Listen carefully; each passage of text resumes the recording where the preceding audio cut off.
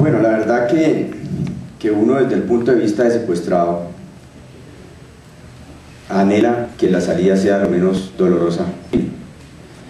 Y yo pienso que el intercambio humanitario es una muy buena opción. Lo hablo en calidad de secuestrado, tanto para el secuestrado como para su familia, por diferentes factores. Una vez que ya uno sale a la sociedad y analiza la situación política del país, la situación de orden público, toda la modernidad de nuestra sociedad, del país, cómo está funcionando, se da cuenta que, como el señor presidente lo decía anoche en su intervención, el gobierno ha dado mucho desde su primer elección para buscar caminos que conduzcan a realizar el acuerdo humanitario, pero nos damos cuenta que estamos frente a una guerrilla empecinada que no quiere ceder. Ellos no hacen un ápice en sus pretensiones respecto al acuerdo humanitario, y en ese orden de ideas pues yo pienso que es muy difícil, y de hecho nosotros como secuestrados ya sabíamos que es muy difícil el acuerdo humanitario. Este tipo de liberaciones unilaterales a mí me parece muy importantes.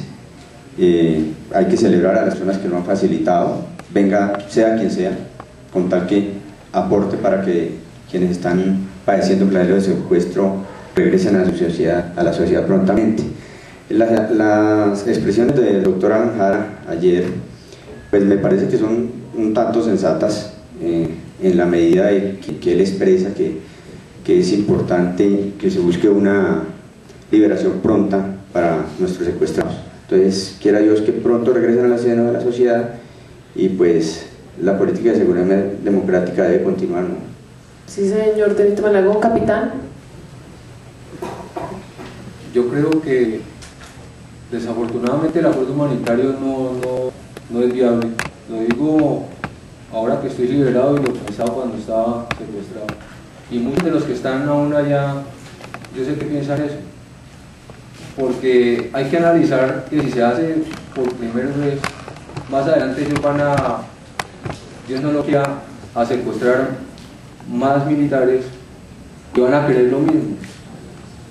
El planteamiento que ha hecho el señor presidente yo creo que ha sido el más acertado. No podemos cederle a las FARC ni un milímetro. Las condiciones las debe poner el gobierno. El gobierno ha sido muy claro en decir de que es imposible permitir de que los guerrilleros que se encuentran en las cárceles vuelvan al monte a seguir cometiendo las atrocidades que están acostumbrados a cometer. Es doloroso uno como secuestrado, estando allá obviamente,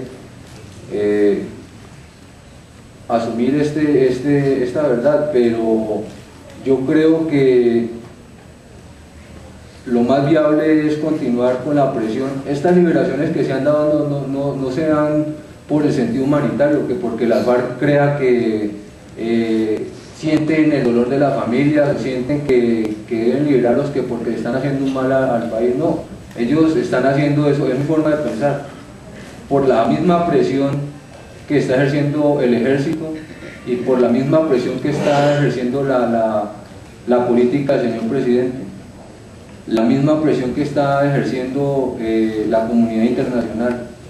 Todo eso es lo que ha hecho de que ellos liberen a muchas de las personas que se encontraban secuestradas. Entonces no podemos cederles a ellos para que sigan cometiendo lo que están acostumbrados a cometer.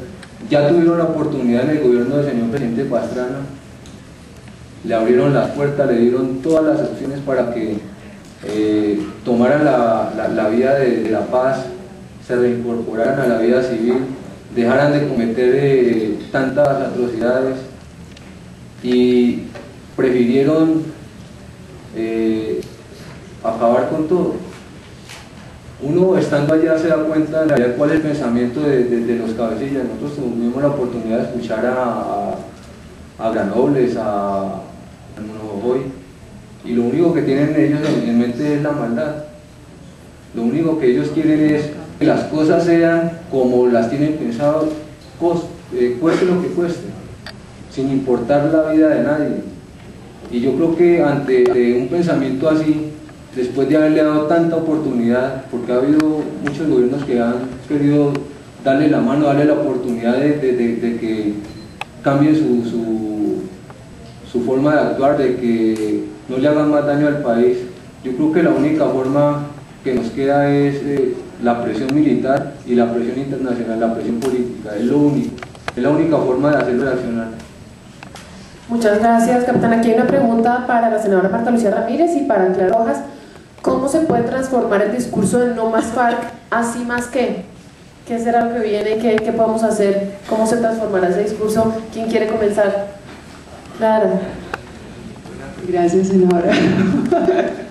Bueno, yo creo que ya llegó la hora de empezar a hacer propuestas concretas. Indudablemente yo creo que un poco volviendo a la pregunta anterior sobre el acuerdo humanitario, yo creo que nos debemos un poco salir de ese tema del acuerdo humanitario, que es como cuando uno le queda el vestido pequeño.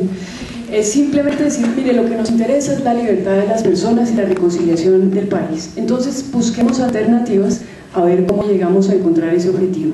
Dentro de ese orden de ideas, pues lo que tenemos es que empezar a plantear propuestas concretas, y máxime que cada una de las partes ha como dejado de hablar de esos imponderables de los que antes no se salía. De manera que yo creo que lo que se podría era como señalar un espacio, que de pronto, pues yo lo que entiendo es, a raíz de la operación, a mí me pareció la posición del presidente muy generosa, básicamente les estaba abriendo la puerta a las FARC para ver qué se podía hacer.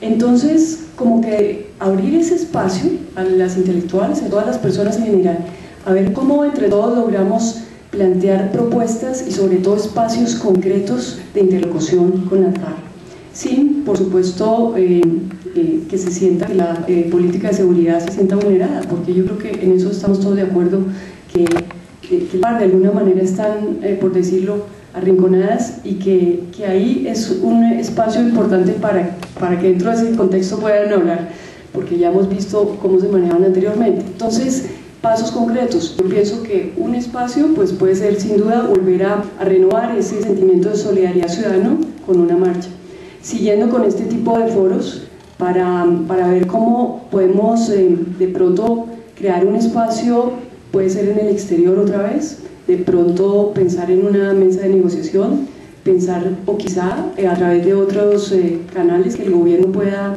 facilitar, y sin duda pues eso es de la mano del gobierno, que básicamente pues tiene que tomar las decisiones. Entonces pues sí, es ponernos en la tarea. Bueno, senadora Marta Lucía, esta pregunta de Carlos le respondí la misma. ¿Cómo se puede transformar el discurso? Yo quisiera volver también como Clara a la pregunta, quisiera como Clara también referirme un poquito a la pregunta del acuerdo humanitario.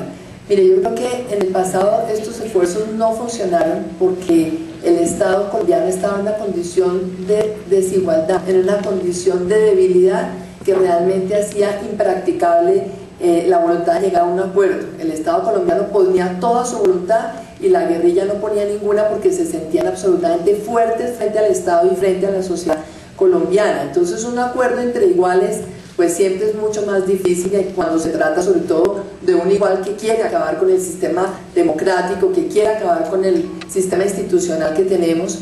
Y por eso a mí me parece tan importante cuando se menciona, claro, que no funcionó en la época del presidente Pastrana, pero recordar que en esa época se produjo el fortalecimiento de la fuerza pública, se logró la cooperación de Estados Unidos y el plan COVID, con eso se pudo empezar la seguridad democrática. Entonces, cuando Clara decía, fue emocionante salir el 4 de febrero y sentir que ya no teníamos miedo, claro, es que perdimos el miedo el día que tuvimos un Estado en capacidad de enfrentar a las FARC, de enfrentar a estos grupos ilegales y decir no más FARC y no más este sometimiento y este temor del pueblo colombiano. Yo creo que es importante entender que cualquier acuerdo político que se haga en algún momento con las FARC tiene que hacerse no bajo la condición de una especie de sometimiento ni del Estado ni de la sociedad colombiana.